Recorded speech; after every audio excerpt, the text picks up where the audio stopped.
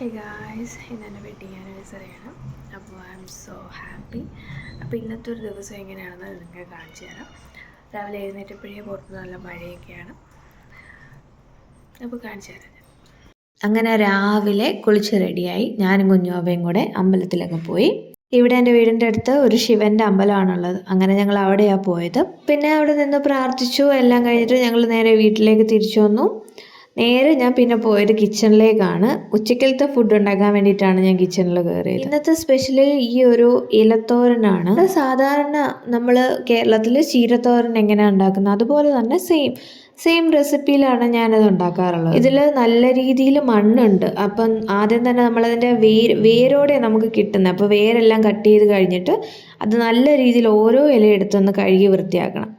അത് കഴിഞ്ഞിട്ട് നമ്മൾ ചീര അരിയുന്നത് പോലെ ചെറുതായി അരിഞ്ഞിട്ട് എടുക്കണം. ഞാനിവിടെ അരിയുന്നതെന്ന് പറഞ്ഞാൽ കട്ടിംഗ് ബോർഡ് ഇല്ലാഞ്ഞിട്ടല്ല, ഇത് ഭയങ്കര ഒരു സാറ്റിസ്ഫൈഡ് ആണ്. എന്ന് പറഞ്ഞാൽ ചെറിയൊരു പലകയാണ്, തേക്കിൻ്റെ എന്തോ ഏതാണെന്ന് എനിക്കറിയില്ല, ഒരു കുഞ്ഞു പലകയാണ്.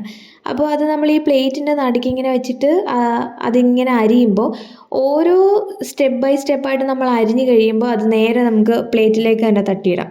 മറ്റേ നമ്മൾ കട്ടിംഗ് ബോർഡിലിരുന്ന് അരിഞ്ഞിട്ട് അത് പിന്നെ പ്ലേറ്റിലേക്ക് എടുത്ത് മാറ്റണം, ആ ഒരു പരിപാടിയൊന്നുമില്ല. ഇത് ഭയങ്കര സിമ്പിളാണ്. ആദ്യം എനിക്കിത് അത്ര ഇഷ്ടമല്ലായിരുന്നെങ്കിലും ഇപ്പോൾ ഞാൻ എന്താ പറയുന്നത്, ഭയങ്കര ഒരു ഈസി മെത്തേഡായിട്ട് എനിക്കിത് തോന്നാറുണ്ട്.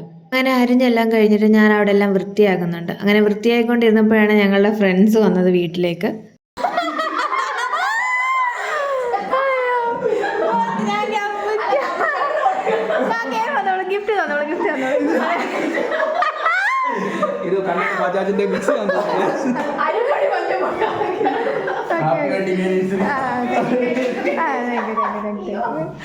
അങ്ങനെ അവരോട് കുറേ നേരം ഇരുന്ന് സംസാരിച്ചു. അതെല്ലാം കഴിഞ്ഞിട്ട് ഞാൻ വീണ്ടും കുക്കിങ്ങിലേക്ക് വന്നിട്ടുണ്ട്. പാൻ ചൂടായിട്ട് അതിൽ കുറച്ച് വെളിച്ചെണ്ണ ഒഴിച്ച് അതിൽ കടുകിട്ട് പൊട്ടിച്ചതിന് ശേഷമാണ് ഞാൻ ഈ ഇല അതിലേക്ക് ഇടുന്നത്. പിന്നെ കുറച്ച് ഉപ്പ് കൂടിയിട്ട് ഒന്ന് ഇളക്കി അടച്ചു വെക്കുകയാണ് ചെയ്യുന്നത്. അങ്ങനെ അതാവുന്നതിൻ്റെ ഇടയിൽ ഞാൻ തേങ്ങ റെഡിയാക്കി വെക്കുന്നുണ്ട് ഇതിനകത്ത് ഇടാൻ വേണ്ടിയിട്ട്. പിന്നെ ഈ തോരൻ റെഡിയാവുന്ന സമയത്ത് ഞാൻ വെണ്ടയ്ക്ക എടുത്തിട്ടുണ്ട്. വെണ്ടയ്ക്ക മെഴുക്കുവരട്ടിയും കൂടി ഉണ്ടാക്കാന്ന് പറഞ്ഞു. കുറേ നാളെന്ന് പറഞ്ഞാൽ ഏകദേശം 1 വർഷവും തന്നെ പറയാം. വെണ്ടയ്ക്ക കഴിച്ചിട്ടും കണ്ടിട്ടും അത്രയും നാളായിട്ടുണ്ട്. അങ്ങനെ ഞാൻ വെണ്ടയ്ക്കയും കൂടെ ഒന്ന് സൈഡിലേക്ക് മാറ്റി വെക്കുന്നുണ്ട്. പിന്നെ ഇതൊന്ന് വെന്ത് വന്നപ്പോഴത്തേക്കും അതിനകത്തേക്ക് നേരത്തെ അരച്ചു വെച്ച തേങ്ങ ആഡ് ചെയ്യുന്നുണ്ട്. അതിനകത്ത് ഞാൻ തേങ്ങ അരച്ചതെന്ന് പറഞ്ഞാൽ 2 അല്ലി വെളുത്തുള്ളി, 2 പച്ചമുളക്, കുറച്ച് ജീരകം, കുറച്ച് ഉപ്പ്, കുറച്ച് മഞ്ഞൾപ്പൊടി, ഇത് ഇത്രയും കൂടെ വെച്ചിട്ടാണ് ഞാൻ തേങ്ങ അരച്ചത്. അങ്ങനെ ആ അരപ്പ് അതിലേക്ക് ആഡ് ചെയ്ത് കുറച്ച് നേരം ഒന്ന് ഒരു 2 മിനിറ്റ് ഞാൻ തീയിൽ വീണ്ടും വെക്കുന്നുണ്ട്. അതിനുശേഷം വേറൊരു പാത്രത്തിലേക്ക് മാറ്റി വെച്ചു. എന്നിട്ട് വെണ്ടയ്ക്ക മെഴുക്കുവരട്ടി ഉണ്ടാക്കുകയാണ്. അപ്പോൾ വെണ്ടയ്ക്ക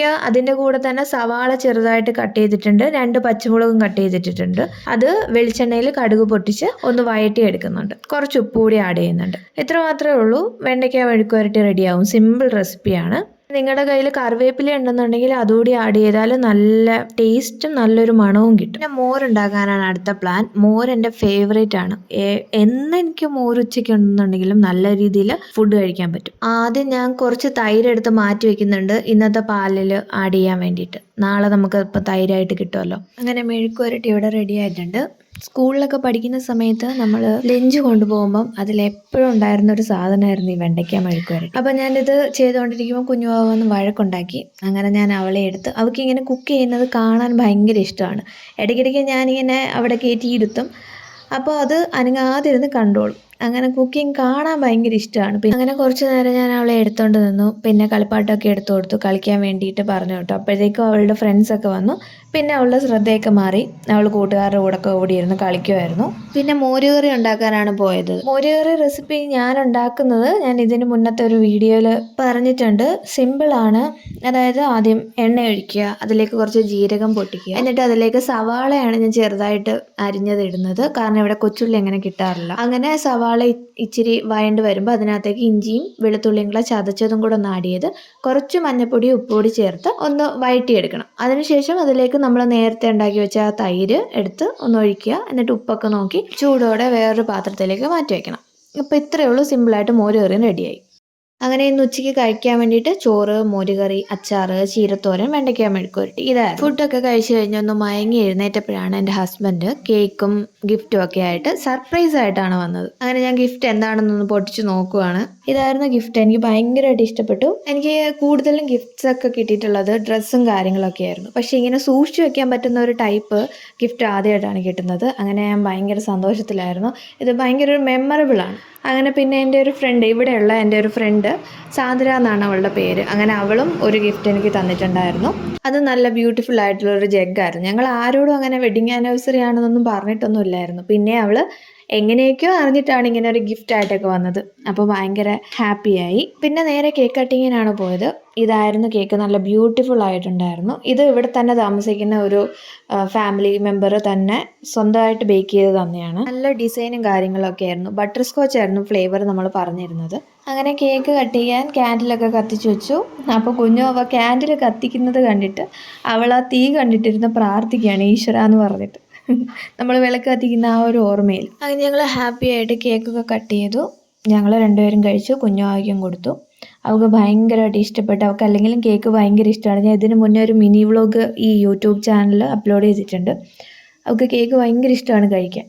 അങ്ങനെ അവൾക്ക് കൊടുത്തു. പിന്നെ ഞാൻ സെപ്പറേറ്റ് അവൾക്ക് പ്ലേറ്റിൽ വെച്ചിട്ട് ഒരു ചെറിയൊരു പീസ് കട്ട് ചെയ്ത് കൊടുത്തു. അങ്ങനെ അതിരുന്ന് കഴിക്കുന്ന വീഡിയോ ആണിത്. പുള്ളിക്കാരി ആക്ച്വലി ഒരു ഭയങ്കര വലിയ കേക്ക് ലവറാണ്. അങ്ങനെ ഇത്രയായിരുന്നു ഗൈസ് എൻ്റെ ഇന്നത്തെ ഈ ഒരു അടിപൊളി ഒരു ദിവസം എന്ന് പറയുന്നത്. പിന്നെ എൻ്റെ ഇവിടെ ഉണ്ടായിരുന്ന ഒരു ഫ്രണ്ട് ആര്യ, അപ്പോൾ അവള് നാട്ടിലേക്ക് പോയി. അവള് ഇവിടെ 1 ഇയർ കംപ്ലീറ്റഡ് ആയി. അപ്പോൾ അത് മാത്രമേ ഉണ്ടായിരുന്നുള്ളൂ ഇന്നത്തെ ദിവസത്തിൽ ഒരു വിഷമം എന്ന് പറയാൻ വേണ്ടിയിട്ട്. അപ്പോൾ ഇത്രയേ ഉള്ളൂ ഗൈസ് വിശേഷങ്ങൾ. ബൈ.